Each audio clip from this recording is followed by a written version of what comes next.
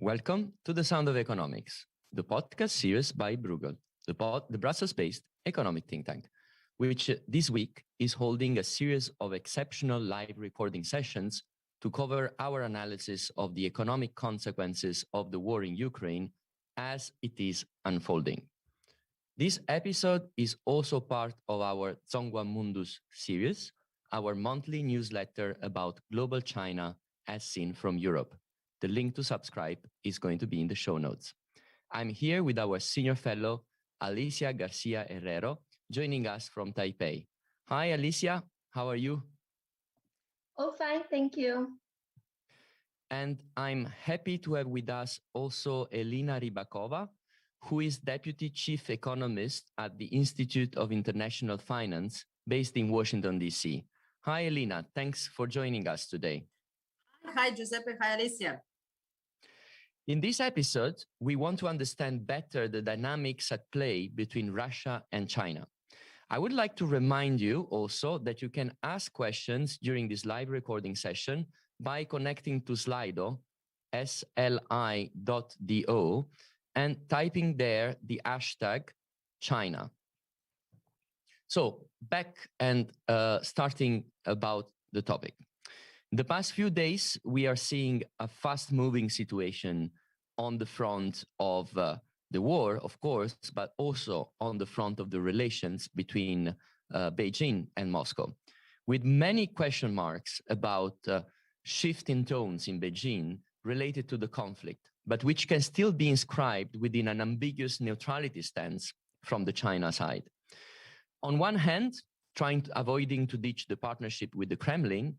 On the other hand, in line with such difficult balancing act, the Chinese Foreign Minister Wang Yi has publicly stated that all countries' sovereignty and territorial integrity should be protected, including Ukraine's. Can we recap what is the situation at the moment? What is going on between China and Russia right now? Elena, maybe you can help our listeners and ourselves to understand better. Thank you so much, Giuseppe. But I'll start also with the recap what's happening in Russia and then pass on the baton a bit with the link of China-Russia to China. So in terms of the situation in Russia, I think it is critical to understand that the sanctions are hard-hitting. And given the situation in Ukraine, we can expect potentially further tightening of the sanctions. So that is key. And we're in the new reality where there is war in Ukraine, and at the same time, there is war by other means, sanctions with Russia. And we saw that development starting from the early announcement by the Central Bank of Russia and other authorities on Monday. I think they're still trying to treat it as a more technocratic balance of payments crisis, but I think as the situation evolves, they will go more into the war mentality. And I think the measures that would seem to be as inconceivable just a few days ago, I think we'll also start seeing them on the Russia side. Central Bank of Russia lost access to 40, potentially half of their reserves of 640 billion. So they have access to only about half of it, maybe a bit more. 20% of all reserves are in gold. So it's difficult for them to do interventions. And it's possible there will be further tightening of measures to access foreign exchange. So therefore, in that respect, it will be critical for them to have access to renminbi. They have investments in renminbi, also potentially support from Chinese authorities in intervention or Chinese banks. Since many domestic Russian banks are now disconnected from SWIFT, and those who are not disconnected are probably struggling because of overcompliance. Most banks have stepped away from working on Russia, and even companies for political reasons are also stepping away. So again, for them, it will be critical to have the access to the other payment systems and payments messaging systems, potentially the one in China. Domestically, Russia can process via the domestic systems that they started since the sanctions, the Russian domestic payments and messaging system, about over 20%. They will have to do 100%. And then for the external links, they will be looking for guidance. As you pointed out correctly, China till recently had a neutral stance. China is also very important importer of Russian commodities, a range of commodities. Of course, physically, it's very hard for Russia to divert all of its gas bulk of its gas from Europe to China just because there isn't infrastructure. But the real link is there. If it's deeper, it's not just gas that China imports from Russia. So with that, I'll pass it on back to you, Giuseppe. Thank you, Elena. I would like to see from Alicia, seen from the other side of the world, how the situation, the current situation, is being perceived, or the current position of China is being told in that part of the world. Well, exactly, because we are at the other side of the world, things look pretty different. So we, and the China Daily, I think last Friday, so a week ago, would, open with this idea of Russia steps up to stop the militarization of Ukraine. So that's kind of the message that still remains. I mean, there's not yet a recognition of invasion. There's not yet, especially in the domestic sphere. So that's where we are. But that in a way, because China has been really pretty insulated from Western media for reasons we all understand. And of course, the internet is something that we've been seeing in China for a long time. And I would not argue that this is specific to this event, but rather more general. So from that perspective, and I think it's important to understand from that perspective, where are we? Because the conflict is becoming much wider, and the EU is increasingly involved and so on. Well, two things to note. First of all, China has become an increasingly important trading partner for Russia, and Elena knows very well, but even so, it's about, yes, the largest trading partner, just because people don't understand that the EU is actually a single trading partner as far as we're concerned, because this competence has been centralized a while ago. So if we actually think of Europe as a trading partner, Europe is actually double. It's like 18 as opposed to 32 or something like that. So basically, it's much bigger still today. And by the way, those shares, and we wrote a piece for Brooke a long time ago, indeed have been reducing for Europe. It was much bigger before, I think, all the way to 50, and then China going up. So that's the trend, but we're not yet there. It's kind of coming too early. If you think about that substitution, that's on trade. And as Elena said, for gas, it's very obvious. There's no connection with the part of Siberia gas pipeline and the West pipelines yet, although this was one of the key agreements reached on February 4th between Xi Jinping and Putin, which was to build this part of Siberia too, which was indeed to make that connection possible, thus a much faster kind of shift towards Asia, mainly China, but I think what Putin had in mind with its pivot to Asia was not only China, but it so happens that it ended up being mainly China. But the point is eastwards, and that's not ready yet. So I don't think we are there. On the payment systems, Elena also mentioned, I'll be very brief, we're not there either, because CIPS is first very small. It has about 70 non-Chinese financial institutions hooked to CIPS, plus it still runs on SWIFT. We could go on and on and on. It's not yet a substitute for, but as Elena said, there is what I call the direct channels, the PBSC. The PBSC has what, Elena, like about 90 billion equivalent, US dollar equivalent in renminbi reserves from Russia. So the question is, are they ready to convert to dollar? Because that's not going to make it. The renminbi is going to be used for what? Imports? For how long, Elena? My calculations is with this share, it would be about a year. But if you have to double the share because you cannot access European imports, it's going to be 6 months at most, and you cannot run out of renminbi. Full. You would have to. So my point is that, in a nutshell, this idea that China can do it all in this particular case at this particular time is a little bit of an exaggeration, I would argue. So basically, if I understand correctly, you are saying, Alicia, that on the trade side, seen from China, Russia is important trade partner, but it's definitely not the single trade partner that makes the overall difference. Maybe we can ask Elina how it can be from the other side, from the Russian side, because what is the impact for Russia? Or, I mean, how Russia sees China. That's the other part of the story. But then the other thing, which is very interesting, you're saying, Alicia, is that basically the idea that Russia could circumvent the sanctions via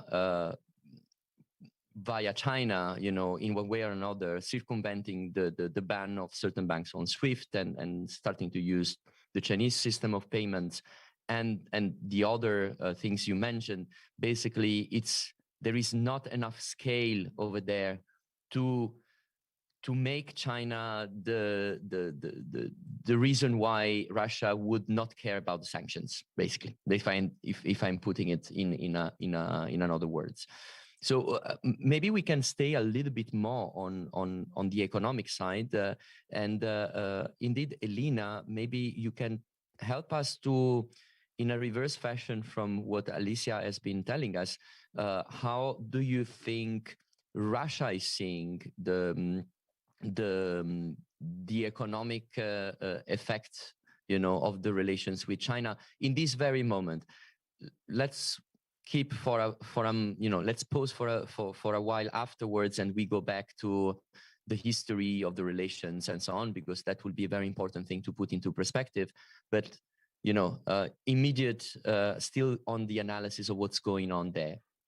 Thank you. So for Russia, China is an important country to cooperate with. You know, it is the largest source of imports for Russia comes from China. It's almost 25%, it's 23%. So they import the most from China and then followed by European countries. In terms of exports, also China accounts for almost 15% of Russia's exports. It's mostly commodities, of course. So for Russia overall, as a trading partner, China is extremely important, if not one of the most important countries that they're working with. In terms of the overall trade currency,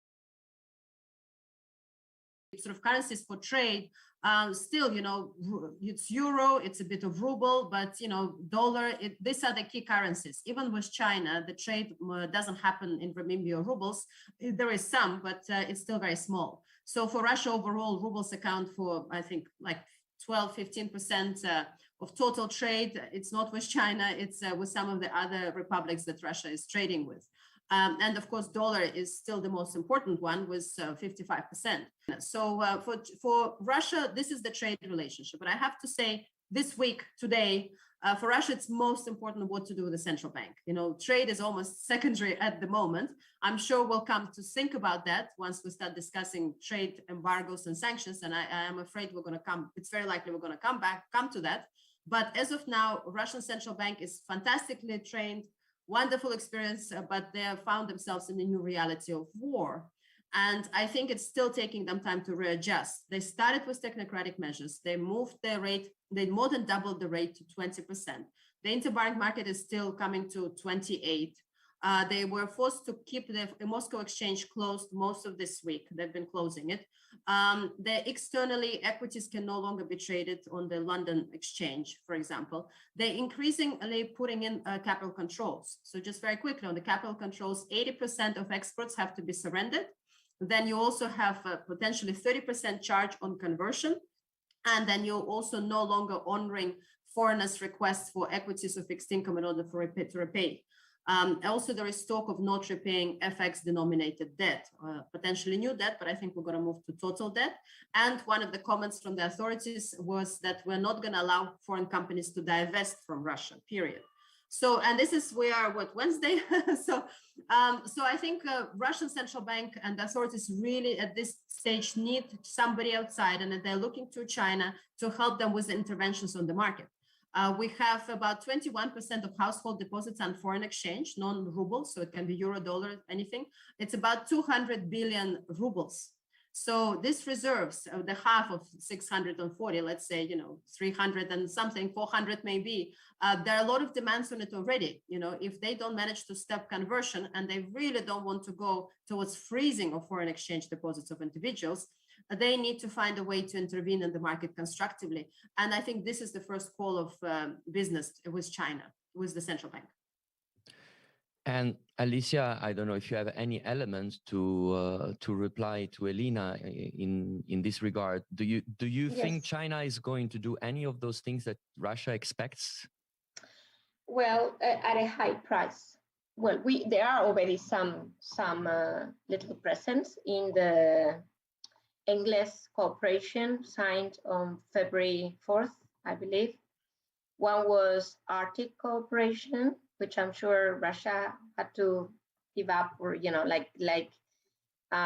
exchange for support. What kind of support we can't really know, but maybe Elena is right. The support could have perhaps been all the way to very specific financial support beyond here. I mean, give me my reserves, because the only thing that is clear is that equivalent of 90 billion, though in renminbi, belongs to the Central Bank of Russia. I mean, that's no doubt. I mean, but beyond that, the conversion, or what Elena is saying, which is very interesting, forex intervention on behalf of CBR, based on what I've seen in the market of the reaction of, by the way, state-owned commercial banks, meaning not that it was their own decision, to be frank, which is basically, I'm not even accepting letter of credits for oil and gas, which is not even sanctioned. I'm just saying, Elena's expectation, I understand. Maybe there is a master agreement out there that the PBSC will do forex intervention on behalf of the CBR. But what I see in the market is that banks, including, again, state-owned banks, are saying, I am not touching that. That's where we are now. So the jump has to be pretty intense, yeah, and my question for Elena, who knows it all on this one, is that legal? That's my question. Meaning, I don't know. I'm just saying, can the PBSC lightly, without any risk, intervene in the forex market to support? Because the idea is that it would use its own reserves to support the ruble. Correct? I mean, that's what we're talking about. But I don't think they can do that with renminbi, can they? They will have to use their own reserves, dollar reserves, to do that, yeah? So wouldn't it be easier to allow the conversion of those 90 billion in reserves, or the swap line that the PBSC has with the CBR, the Central Bank of Russia, to push the risk on their side? Because, you see what I mean? Like, I'm not sure whether they can actually, without the interpretation of sanctions, I wonder, could it be extended to not being allowed to do that? Would it be too much of an interference? How would that be read? The minute, if I were an analyst and I happen to be in a bank somewhere, I would be writing, wow, the PBSC is using its balance sheet to support the ruble. I mean, it's not a minor thing to do. So Elena, my point is, how would you see that happening? Yeah. And the risk for the PBSC. I think there are important risks, because the US itself has, as we know very well, has been very aggressive in terms of extraterritoriality application of their sanctions. And you have the primary sanctions, then you can also do secondary sanctions, which means on foreign entities in foreign operations. And you can do also application of primary sanctions extraterritoriality. So if somebody who is linked to sanctioning activity, you can still try to go after them. And the US has been very aggressive with that. In fact, until recently, it was European partners. There was a big point of confrontation, including about Iran, that we wrote about while still in Bruegel.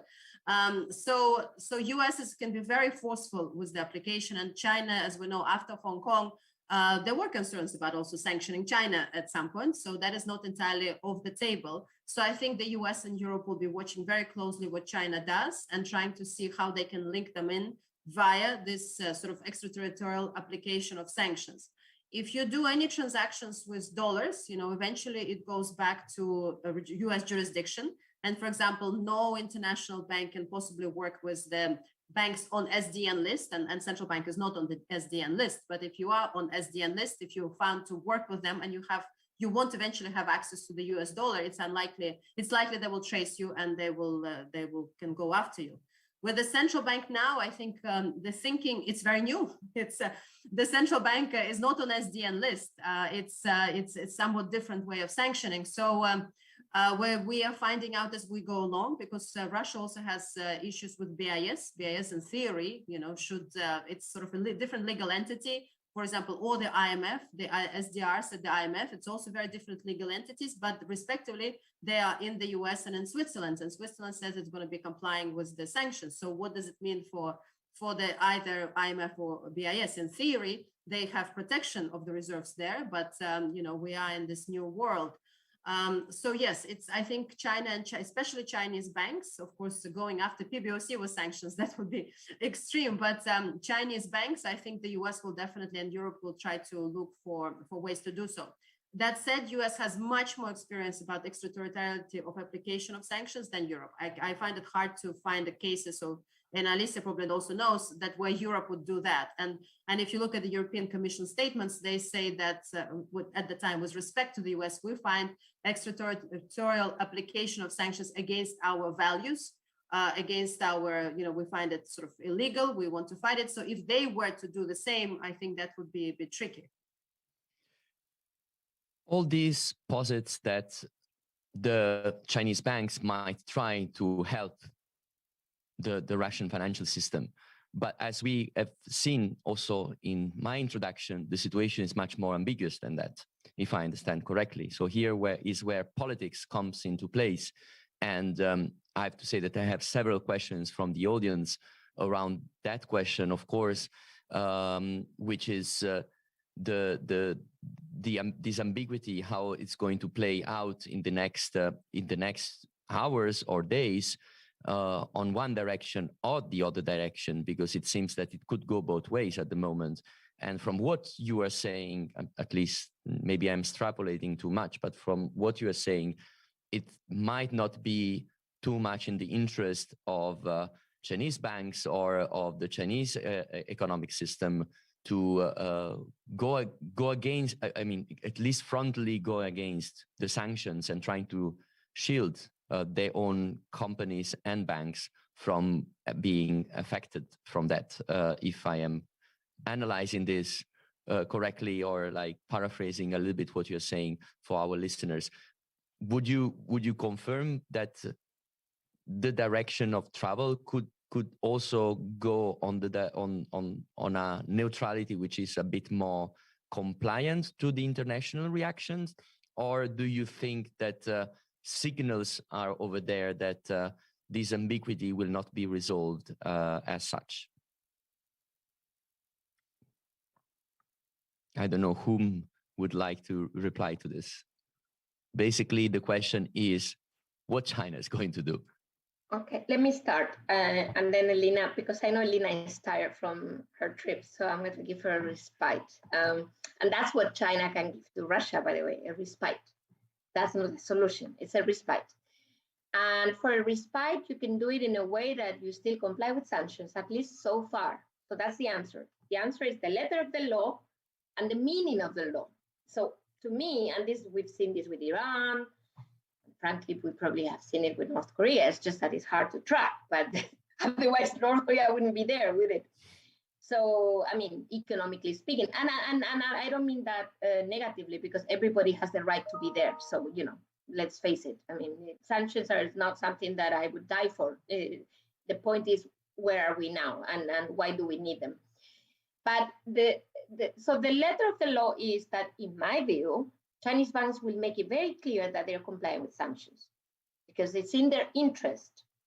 But at the same time, it is in China's interest, let alone Russia, but certainly China, to offer a helping hand, because Russia is a critically important country for China, let alone they share probably the longest border on earth. So, and a lot of issues on that border, by the way, in the past. So why would you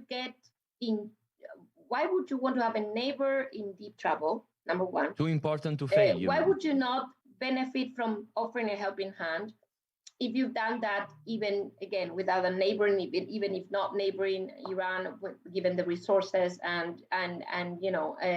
So there's ways. We know there are ways. The point is you don't want to do it in the spotlight, and you don't want to do it in a way that you risk being sanctioned, because you've already been sanctioned, as Elena said. We have, you know, all kinds of entity lists, military-related companies on the financial side. We have all kinds of sanctions already. Maybe they're minor and they're not affecting the Chinese economy, but they're certainly not helping in terms of image and beyond.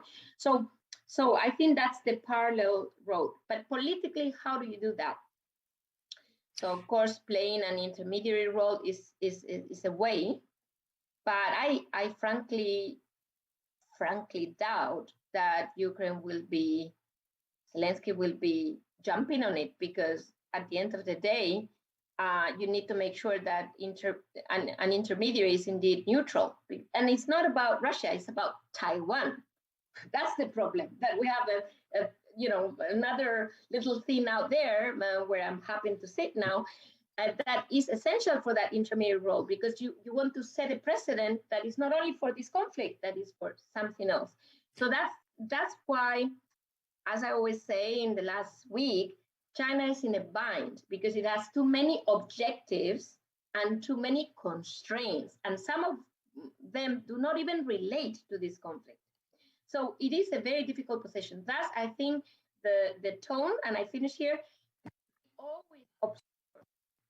Not because they want to be, it's they frankly don't have a choice, because there's too many things happening for them at the same time. And that's the best they can do, be basically unconstructive ambiguity, because that's the solution for all of these contradictions. Mao Tun, as they say, you know, the Chinese, is like, I've never seen so many contradictions in foreign policy. Why? Because they can't do otherwise. Not that they don't know how to do otherwise, it's that they can't do otherwise. Yeah. Alicia, and this brings me to my other question before we go to some more inputs from our audience, which is, let's step 1 second back and let's try to understand a bit better.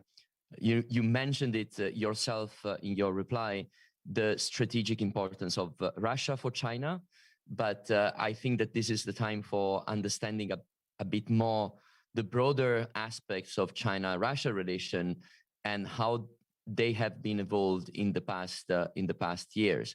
I would say, and here I ask especially to Elena, if we can recap a bit, where do we stand? I mean, where are we standing on the 4th of February when there was this joint declaration between Xi and Putin about this partnership without limits or something like that? There was like a very, I mean, an important phrasing of this, which now, in the light of what happened in the past few weeks, some commentators are even arguing that maybe Xi has been fooled by Putin on that. But before going on this, like, what has been going on between China and Russia in the past decade, at least? Thank you so much. The relationship has been very difficult historically. We can go back to Soviet times, and I think that's where it, but even before, I think, you know, after Russia sort of helped with Manchuria, I think after that it's all got very difficult. And of course, since reopening, if you look at the simple gravity models, and we economists that like to do gravity models for FDI, for trade, it has been much lower than any model would have predicted. And this is because Russia sees oftentimes that it gets the short end of the stick when it has a deal with China. It sees itself as a junior partner relative to China, and now it's in a much weaker position. So for Russian authorities, it's not an obvious choice. Definitely the dance started more actively after 2014, but even then we haven't seen much progress. We haven't seen big commitments from China for investments. When in previous crisis, 2008, we tried to do a deal on Gazprom, it's sort of, there was a feeling that Russia didn't get the right deal on the commodities either. So it is a difficult relationship, and especially now coming with a hand, stretched out to China, it is difficult. It's not straightforward. There are regions in Far East for Russia, of course, where people speak Chinese as well as they do Russian. There are concerns of being overrun by China economically and also sort of politically. So it's not, I do not see how they can dance easily now. And let's not forget that the next stage of sanctions are very likely to be on trade. And limitations on SWIFT are already type of sort of financial sanctions, and turned out to be also trade sanctions, the way they designed. Not always by design, but basically everybody realized that that's what's happening. And de facto, the US and Europe are happy with that.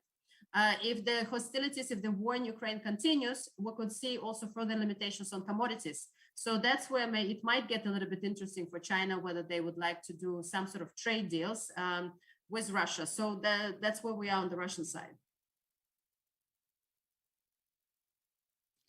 Thank you, Elena, for this recap. And Alicia, do you want to add something else on this more historical perspective to have a little bit of context? And then really there should be some time for questions from the audience, because I'm getting floated. A minute. I absolutely agree with Elena that this is a complex relation. And I would only add that clearly with this pivot to Asia, which was announced, I think, right after Crimea, sometime end of 2014, I believe, there is a conscious choice that's the exit to what was happening west from Moscow. Yeah, I mean, and this increase in partnership, by the way, which was also accompanied by this major project, this humongous gas pipeline, which I mentioned before, which is now the key Russian export into China. And that was accompanied apparently by a contract of $400 billion in kind of structural gas exports, so that China could feel secure strategically, energy-wise, or at least gas-wise. And I think that's very important. At that time, when this pipeline was finished, in 2019, China decided to elevate the relation with Russia to a strategic partner. Only one country in the world has a better official relation with China, which is Pakistan. Started much earlier. So this ranking of, you see, Russia is very important officially.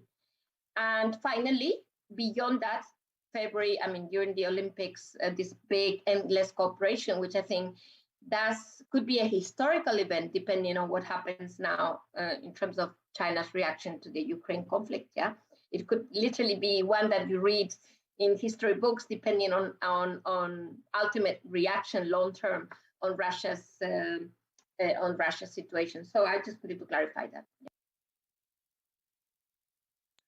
Thanks. And on this, I would like to start taking some questions. I have a question from Nico Keppens, who is asking, will China be the third dog, getting the bone the two others were fighting for and did destroy one another?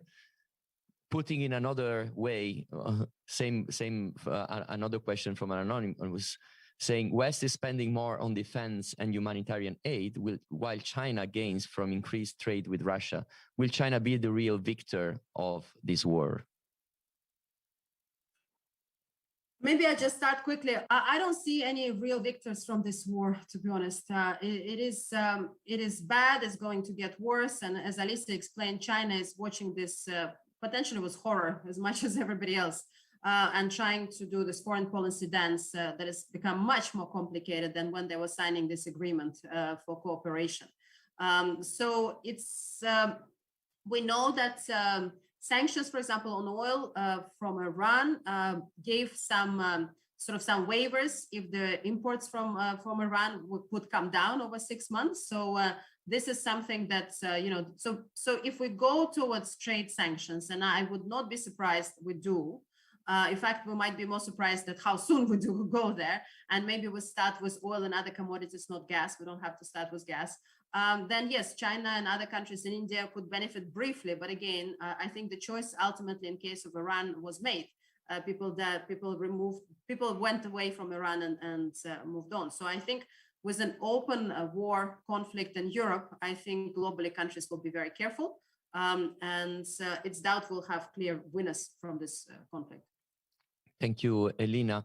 I have another question, which is very much voted on the Slido page. Is China really supportive of Russia in the end of the day, or is it just trying to annoy the West and the US in particular? What is happening behind the scene?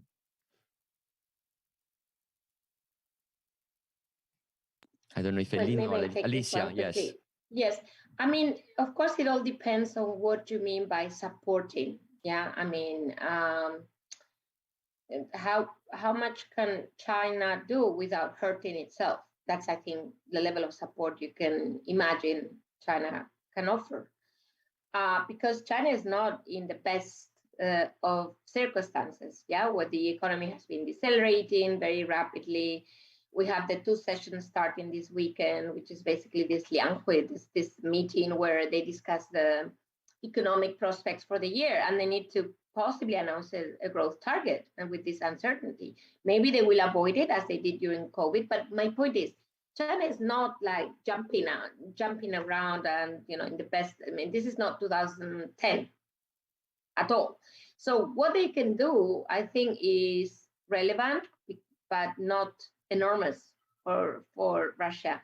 And still, however, this brings me, you know, to the Korean War. I mean, whatever they do will be highly appreciated because nobody else is doing anything. So what you need to do doesn't have to be it all for it to be extremely important for Russia.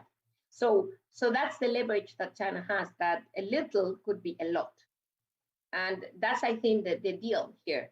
So we may think that everything they do is just to as you said, to insult or to, I mean, not insult, but, you know, to create trouble with the West. But at the end of the day, even very little could be a lot for Russia. So to me, there is support. Just the fact they lifted import controls on wheat and other cereal is already a message. So yes, in my view, they're doing what they can. They will not do what they can't, because that's too costly for China. I think that's where we are. Thank you, Alicia. And speaking about agriculture, I have a question exactly on that.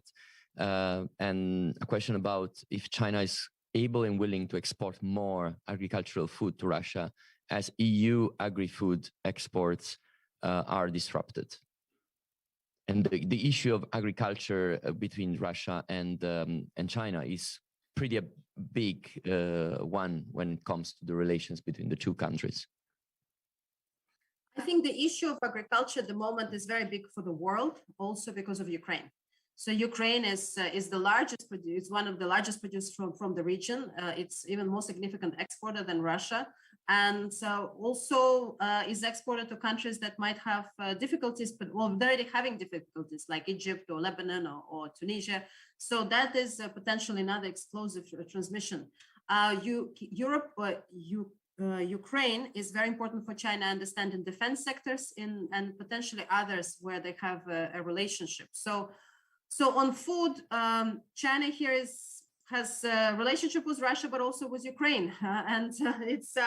It will be challenging, and there was a global crisis coming up. Yes, I think this is one of the products that are the least likely to be on any sanctioned list, and most likely will continue to be supplied. And here it's something that, without being afraid of sanctions, China could potentially benefit.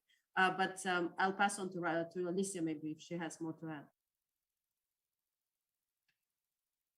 Alicia, do you want to add something on this? No, I think it's perfect answer. Not much to. I mean, yes, of course. I mean, and I think that China will provide, in all sense, humanitarian. I mean, food and so on. That's the must and is well understood. And I think we should. I mean, that.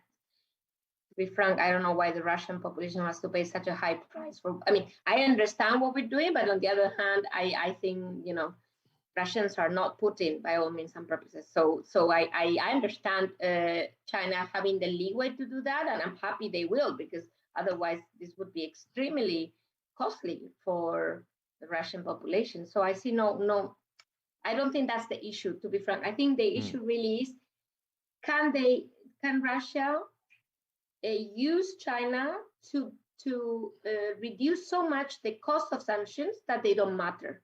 Thus, there is no pressure on Putin. I think that's the question here.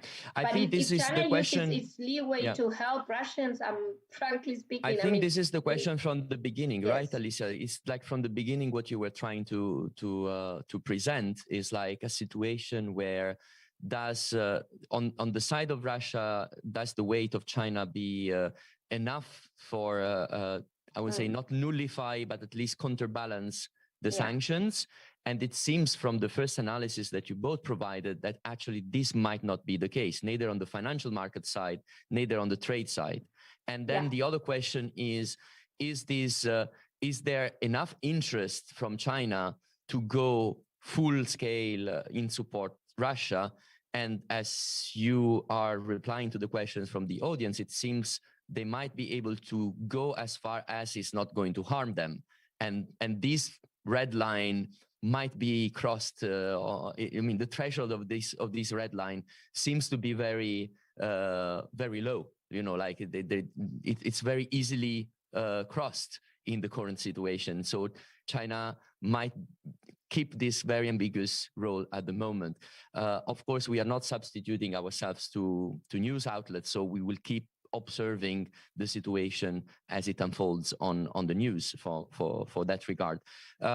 Maybe a last question, because we are soon going to run out of time. But Alicia, you mentioned it in one of the replies at some point.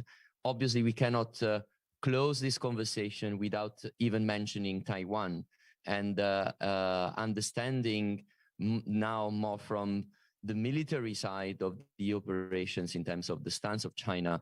Of course, many analysts have been mentioning that whatever is happening now, China is observing, and that there has and might have a repercussion on the situation between China and Taiwan. You are in Taiwan at the moment, Alicia. So maybe I start with you for that one, and provide us the view that is perceived by you and by the people around you over there. Okay, this is extremely complex. I mean, at first sight, one could argue that what we are seeing should increase the cost of action, and by action I mean forceful action. Maybe I shouldn't say military, because it could come in many ways. It could be cyber attacks, it could be blockade, it could be isolation, but forceful action.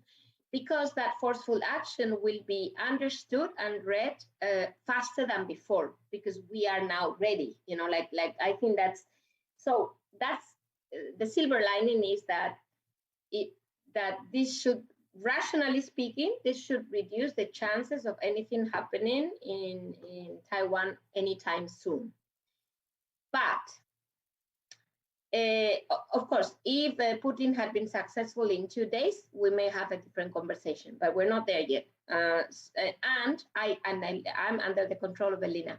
I don't think the West will, because this say ends this weekend, will lift the sanctions, would it? But so in a way, it doesn't really matter anymore, because we are already in this conundrum of sanctions, which will last as long as we can imagine, no matter.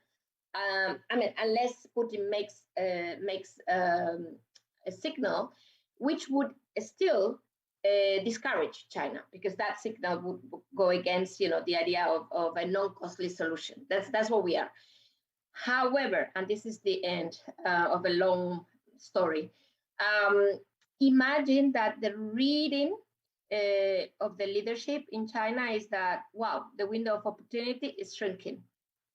And actually, to the point of saying the time is not going to go in our favor, because this is a structural change in the global economy. The West has woken up, and there's no way that.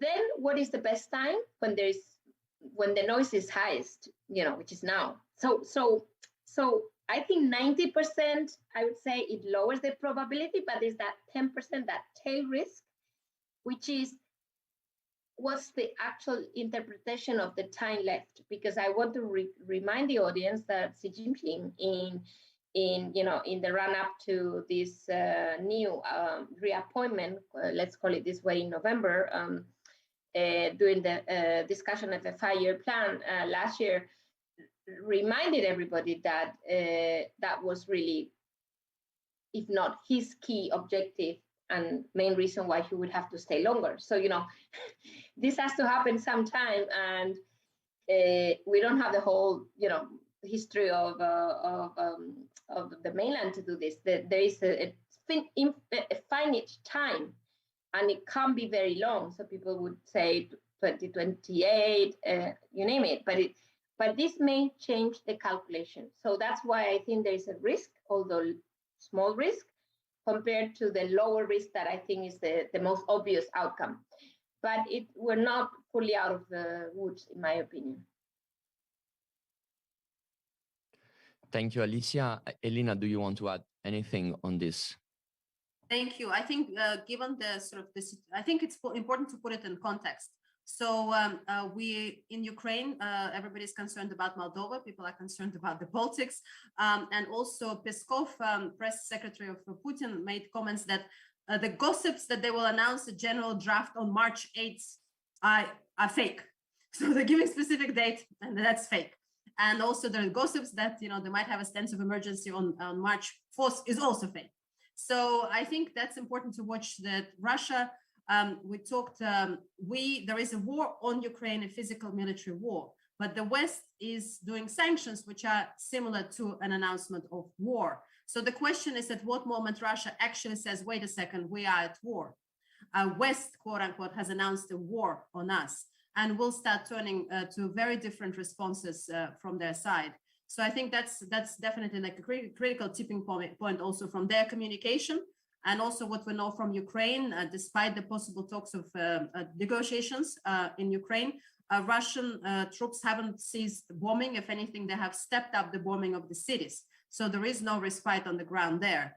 Something definitely to watch for as we're looking forward.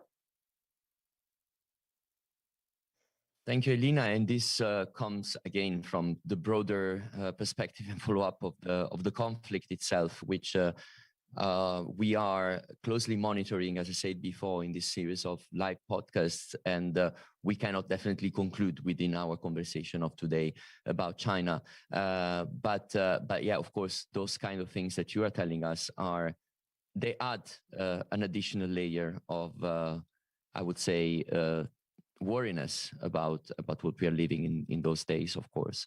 But unfortunately, that's all the time we have for today. So I would like to thank both of you, Elena and Alicia, for joining us. And I would like to remind that we are going to continue here at Bruegel to cover with our analysis these various aspects of the conflict, and especially the economic fallout of the war. And I invite everyone to subscribe to Zhonghua Mundus, our monthly newsletter about global China as seen from Europe. The link is in the show notes. Stay tuned with The Sound of Economics, and also check the previous episodes of our overall coverage of the economic consequences of the war as it unfolds on our website, www.bruegel.org. And thanks to all of you for tuning in and listening to The Sound of Economics, and participating for these special editions, which are live with all your questions. It's really, really appreciated. Thank you so much. And until next time, bye-bye. Thank you. Bye-bye. Thank you, Lina.